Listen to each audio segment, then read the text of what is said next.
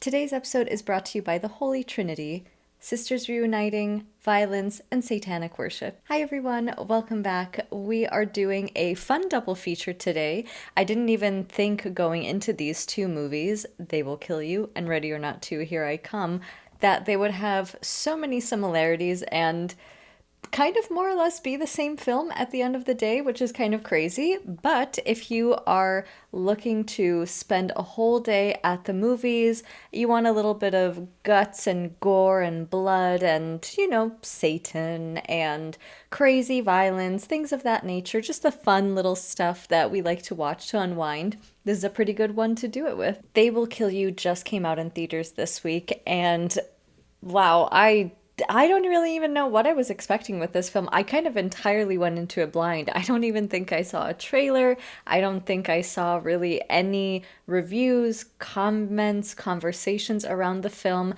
I knew that it was Zazie Beetz, and I usually really like her, so I was like, sure, let's see what this is. And it's something. Zazie plays this ex-con who goes to some random hotel because she learns word that her sister may be there, her long estranged sister, and she very quickly learns that things are kind of fucked up at this hotel because people are trying to kill you, hence They Will Kill You. It so reminded me of Kill Bill, especially Zazie's character when she realizes what's happening to her, which is in the middle of the night when she is sleeping, four masked, cloaked people walk into her room and they're trying to kill her. And she's going to show them who's boss because she essentially comes out as the bride, like Uma Thurman did, swinging a sword around. She's kicking people's ass. She said that she learned how to fight in prison, so we're not going to ask any additional questions when it comes to that. But I so got that not only with her character and characterization, but a lot of really interesting editing and playful choices that they were making with it, like super fast camera cuts, just like the way that she was swinging her sword and letting the blood drip down, her stance. This hotel where all of this is happening at is a very fascinating, almost character in the film too, because, and I really wish that we got a little bit more of this, but as Zazie is trying to escape these immortal beings that live at this hotel, she kind of goes and hides through different floors of it, and we really only get to see like one floor, which is the fuck floor,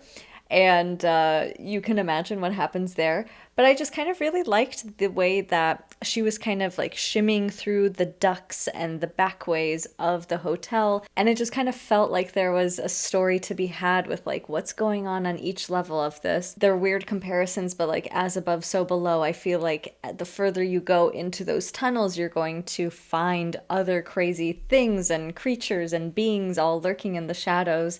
So that really reminded me of that, and I tend to really like films like that just kind of have fun. They have a bit of it's like a Wes Anderson type of quality. Each new setting brings something new to it. We get introduced with this film to Zazie, who plays Asia, and her little sister Maria, who are fleeing a very abusive situation with their father. And there's an incident that happens that separates the two of them, and it does lead to Asia being imprisoned. And so finally they have their reunion, which I don't know if the film necessarily set up quite well or set up to be quite as maybe even emotionally charged, like these two characters finally seeing each other. I think we were just more so focused on Asia and her, surviving whatever this was, rather than fully thinking of this is all because of her sister. But they're reunited. They have a bit of an awkward reuniting. They're very different people at this point in their life, and Maria doesn't necessarily want to leave this hotel because that secret will be revealed later. But I just feel like after a certain point, I don't know, I guess the film's momentum kind of drops. It just continues to be a slasher kill them all kind of movie, which, pretty much both of these movies are like that. And I don't know, there just wasn't really a whole lot more going on with They Will Kill You than that. They had some kind of interesting twists and turns toward the end and lots of push and pull to keep you on the edge of your seat, which I did appreciate, and There are some very good fight sequences and just insane situations that she finds herself in. I do think that the scene where she is like hacking down people with a flaming axe is pretty good, and that lend itself to continuously illuminating the space that she was in, which was very dark. But yeah, after a certain point, I don't know, I just felt like this film started to drag and become a little tedious for me, which, it's only about 90 minutes long. But I do remember at the end, I was like, man, like I'm really, really feeling the length of this film for whatever reason. So overall, I ended up giving They Will Kill You 3 out of 5 stars. Switching gears to Ready or Not 2, Here I Come. This is a sequel to Ready or Not, which came out in 2019, stars Samara Weaving as Grace, a young newlywed bride who gets to learn a huge family secret that her fiance and now husband was keeping from her, which is that anytime there's a new member in the family, they have to play a game. And it's not just a fun game, it is a life or death game. She managed to take out that whole family because, of course, she did, our cool final girl. And now it triggers Ready or Not 2, Here I Come, in which all of these powerful families learn of the first family's demise. They all congregate to face off with Grace to determine who is going to control this big organization. At the same time, Grace and her sister Faith reconcile, and it's a bit of a rocky patch, but what sister relationship isn't? Very similar to the first one. She gets the rules said to her, she knows what she can or can't do. It's another game of hide and seek, but this time she has all these different families hunting against her. You have one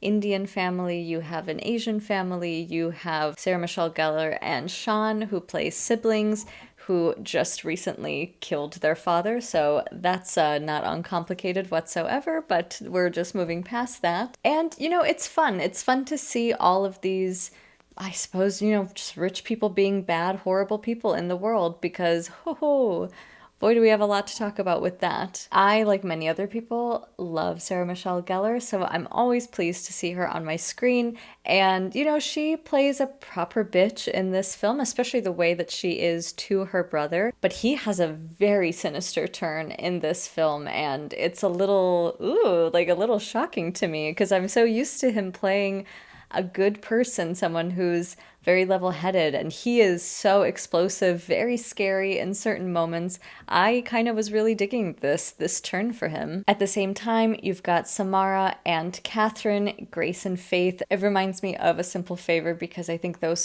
sisters are Hope and Faith or something along those lines. But it's interesting to see them in real time try to navigate their relationship, and yeah, there are a lot of cliches where they're just yelling so loudly and then, oh wow, who would have thought somebody spotted them because they're just screaming at the top of their lungs, or they're not communicating with each other, or Catherine, she's playing the more rebellious younger sister. She doesn't want to listen to the older sister, but it will literally get you killed if you do not listen to her. So there were some of those moments here and there, but I don't know. I really like the way that the two actresses kind of played opposite each other. Very biting moments.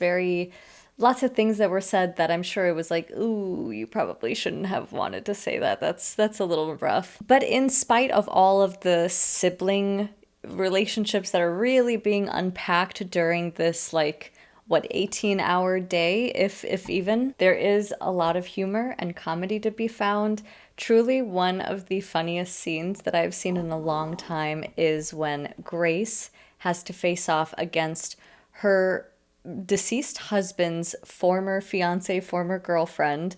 She is participating in this game, and they both pepper spray each other, and then they're trying to fight, and they are not knowing where the other is. It is so funny, so good. I just could not stop myself from laughing. And then it's all set to Total Eclipse of the Heart too.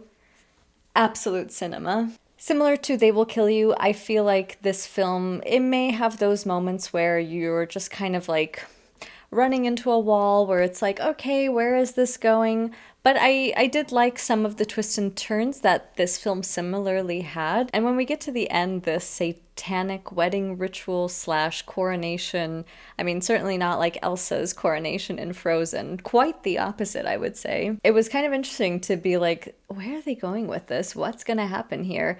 And again, it was a good blend of comedy and humor there. I will say, Samara Weaving in this black gown regalia and in this like Suspiria-esque dungeon, satanic ritual worship dungeon, a crazy number of words that I just spouted off. She looked so good. She looked incredible in this outfit. Overall, I am giving Ready or Not 2, Here I Come 3.5 out of 5 stars. Kind of built a little bit more on top of the first film, which I enjoyed, and I liked the band of characters that we had here. So there is your double feature for this weekend. Let me know what you guys are watching. I know that there are plenty of movies out there in theaters and plenty to watch at home too, so I hope whatever it is you're watching, it gives you plenty of entertainment this weekend. Thank you so much for watching, and I will see you here next time.